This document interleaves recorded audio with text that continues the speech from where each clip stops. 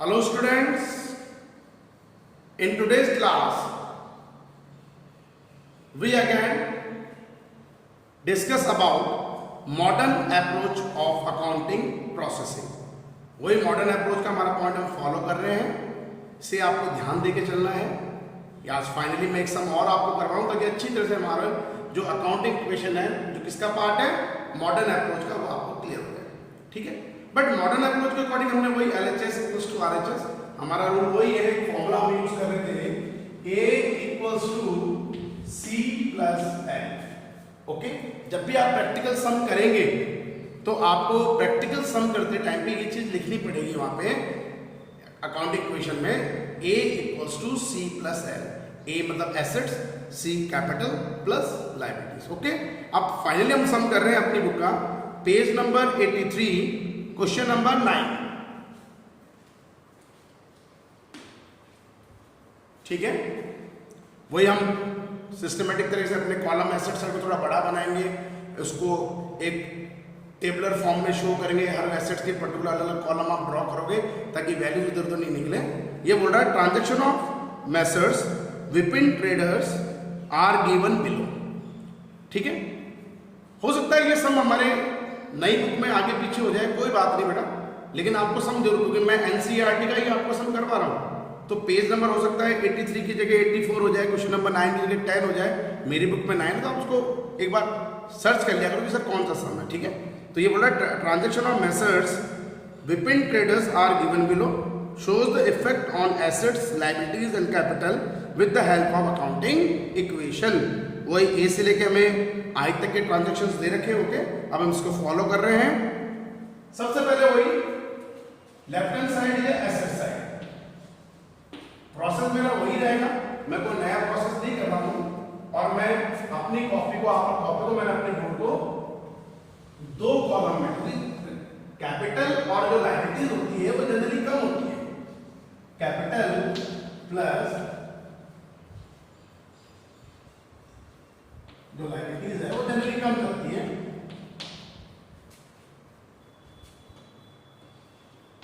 Okay,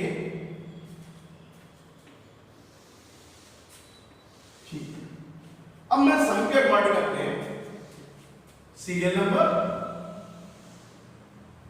हर equation के बाद में, हर आने के बाद में इक्वेशन नई क्रिएट होती है, न्यू इक्वेशन आप बनाएंगे तो उसमें टाइम वेस्ट हम फाइनल इक्वेशन ही क्रिएट करेंगे, ठीक है ना। वही जनरली अभी मैं 2-3 कॉलम बना लेता हूँ एसेट्स के, जैसे मैंने अभी 3 कॉलम में कर लिए, 1 2 3, ये कॉलम मैंने ब्लैंक छोड़ेगा और एसेट्स को आ जाएगी तो ठीक है। That is capital,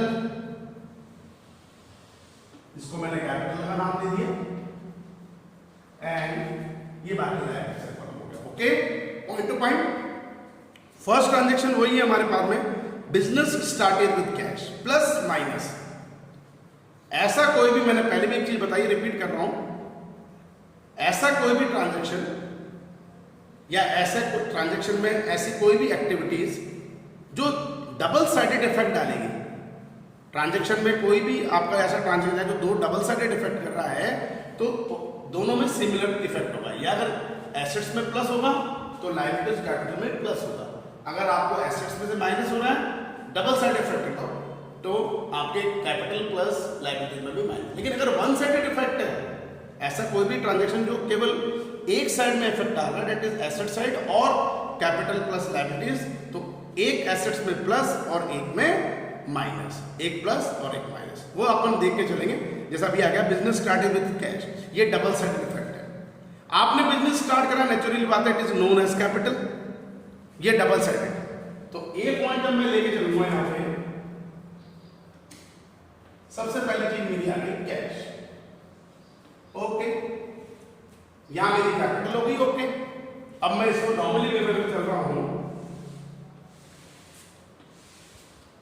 first condition में कैश इंट्रोड्यूस हो रहा है बिजनेस स्टार्ट करने पे ₹125, because cash is assets form में इंट्रोड्यूस हो रही है, करंट एसेट्स है, हमने इसको कैश में पॉजिटिव इफेक्ट डालेगा हमारी एसेट्स में प्लस, एज वेल एज जब आप कोई बिजनेस स्टार्ट करते हो जो कैपिटल आप इंट्रोड्यूस करो, it is known as capital 125,000 हर इक्वेशन के बाद में आप चेक करते रहिए इक्वल्स आ रहा है, बिल्कुल आ रहा है। LHS भी 1,25,000 है, RHS भी 1,25,000 है। सेकंड पॉइंट, बी पॉइंट, ये बोल रहा है purchase goods for cash. Goods हमने परचेज करे कैश में, one side effect, cash decrease होगा, एक एसेट्स मेरी डिक्रीज करेगी डेट इज कैश, लेकिन एक एसेट मेरी इंक्रीज करेगी डेट इज गुड्स। गुड्स पहले से आपके पास नहीं है, कोई बात नहीं, अब गुड्स हमारे पास आ रहे हैं तो मैं जो कॉलम मैंने बना रखा है सेकंड कॉलम मैंने कर लिया गुड्स। फर्स्ट इक्वेशन में कैश 1,25,000 था, बट सेकंड इक्वेशन के बाद में, सेकंड ट्रांजैक्शन के बाद में आपकी कैश रिड्यूस हो जाएगी क्योंकि आपने कुछ परचेज करा है कैश में, तो नेचुरली है यू विल पे, आपके पास से पैसा जाएगा, आपने उसको पेड करा है, गिव करा है अपने सप्लायर्स को, तो कैश इन मैं अपने डिक्रीज कर दूंगा ₹50,000, बट एक एसेट पे इंट्रोड्यूस हो गई that is known as goods ₹50,000। Okay, see ये वन साइड इफेक्ट है, एक में प्लस एक में माइनस होता है, ठीक है। C purchase furniture from RK furniture, हमने फर्नीचर परचेज करा है, एक एसेट इंट्रोड्यूस हो रही है, लेकिन यहाँ सप्लायर नेम गिवन है और आपको कहीं कैश पेमेंट के लिए नहीं बोला है, इट इज क्रेडिट ट्रांजैक्शन। एक बात आप लोग ध्यान रखेंगे, जब हम कोई भी गुड्स परचेज करते हैं या कोई भी एसेट्स परचेज करेंगे और उसमें आपको सप्लायर नेम गिवन हो गया तो it is always credit transaction. तो ये क्रेडिट ट्रांजैक्शन मतलब आपने पेमेंट बाद में करना है, तो ये क्रेडिट ट्रांजैक्शन, ये आपके क्रेडिटर्स बन गए। तो यहाँ पे अब ये डबल साइडेड इफेक्ट वाला पॉइंट हो गया कि एक तो मेरी एसेट इंट्रोड्यूस होगी दैट इज फर्नीचर, ओके, लेकिन मेरी लायबिलिटीज भी हो गई दैट इज क्रेडिटर्स, जिसका नेम है RK फर्नीचर। एसेट्स कितनी इंट्रोड्यूस हो रही है फर्नीचर दैट इज 10,000, बट एक लायबिलिटीज हमारी जो क्रेडिटर्स हो गया RK furniture that is 10,000 also.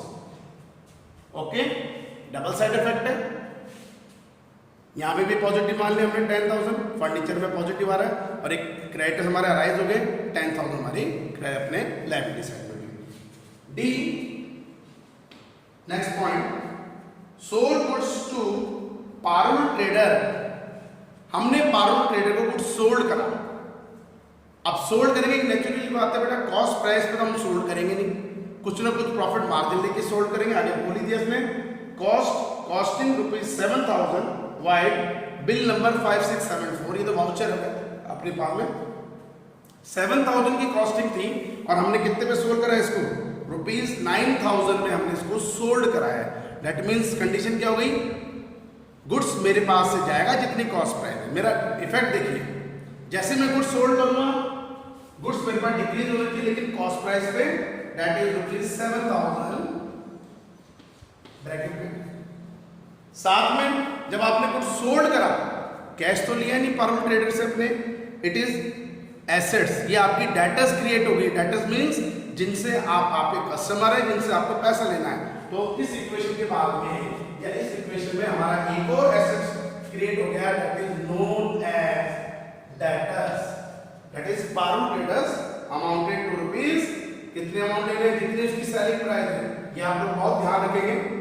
Goods में से मैं अमाउंट तो डिडक्ट करूंगा, वो कॉस्ट प्राइस पे डिडक्ट करूंगा, लेकिन डेटर जो मेरे क्रिएट हो गई, या मान लो कैश आ रहा होता मेरे पास पैसा, दैट इज कैश में अगर मैं अमाउंट रिसीव करा तो 9,000 कैश मेरे पास सेलिंग प्राइस पे।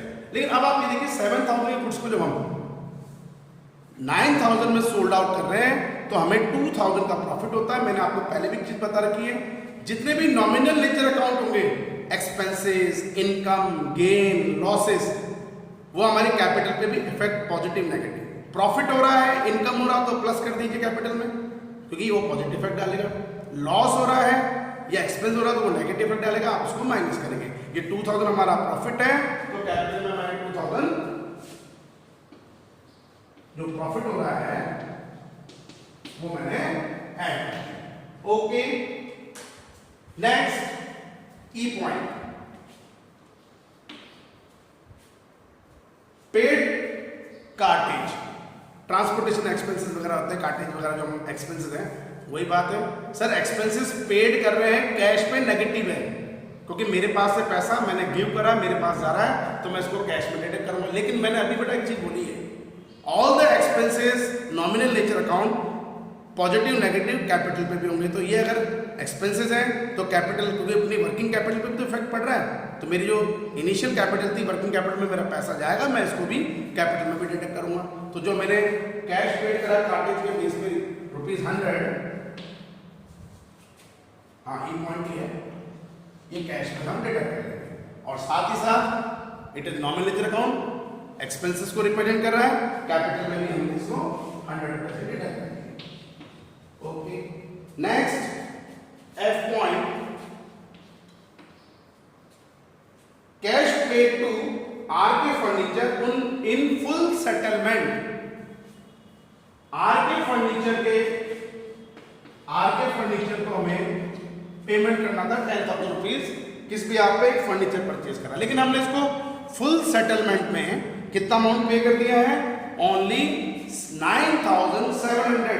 दैट मीन्स जो डिफरेंट अमाउंट है हमारे पास में 300, it is discount.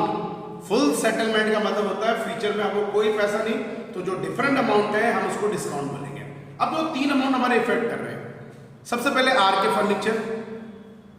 R K furniture जो मेरा क्रेडिटर्स था वो फुल सेटलमेंट 9,700 में करा, लेकिन अमाउंट तो आपने उसको पूरा सेटलमेंट कर दिया, तो मैं आरके फर्नीचर में ये 10,000 रुपीज फ्यूचर में क्रेडिट होगा, डिडक्ट करूंगा।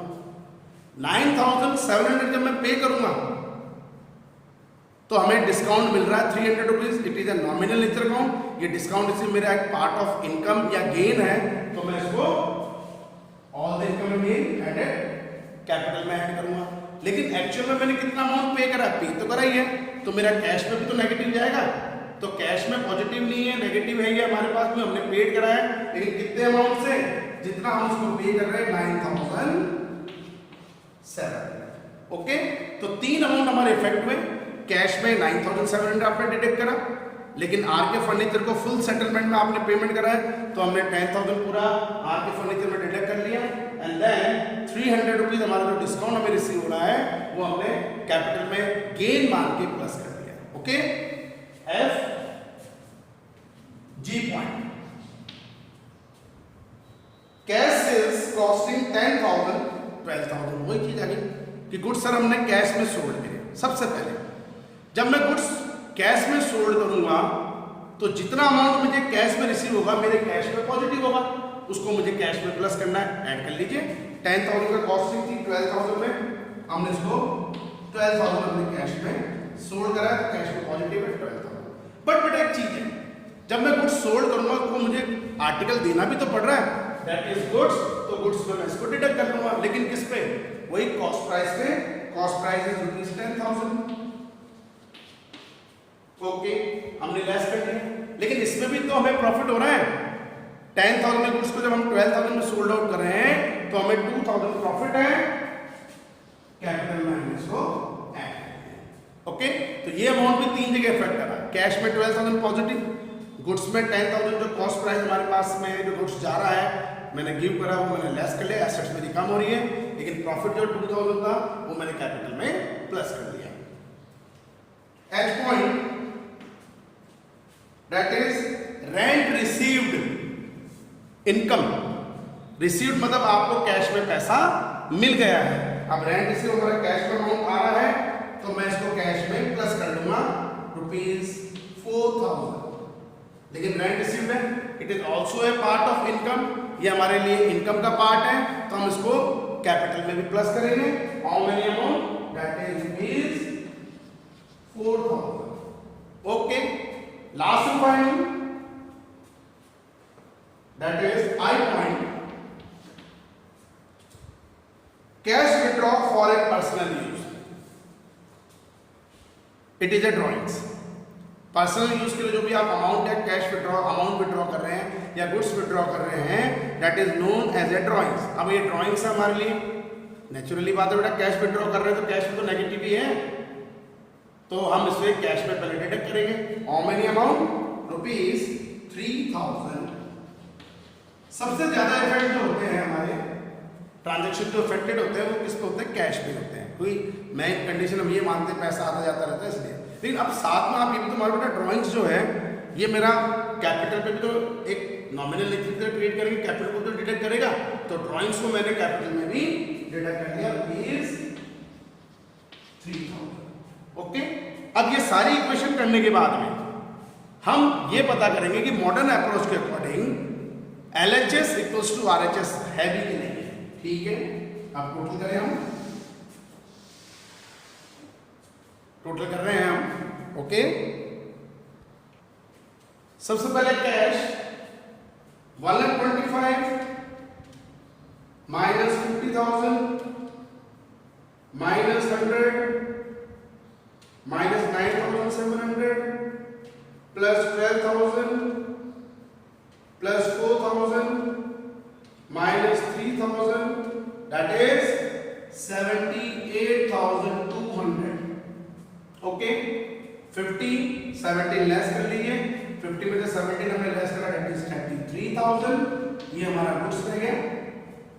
Furniture no effect, furniture purchase किए 10,000 एंड that is रुपीज 9,000। और कोई एसेट नहीं है, हम क्या एक बार टोटल कर लेते हैं। 78,200 plus 33,000 plus 10,000 plus 9,000 that is 1,30,200। ये हमारा फाइनल इक्वेशन आ गया एसेट्स का। अब सेम वही लायबिलिटी साइड में भी होना चाहिए। ओके, ये तो जीरो हो गया।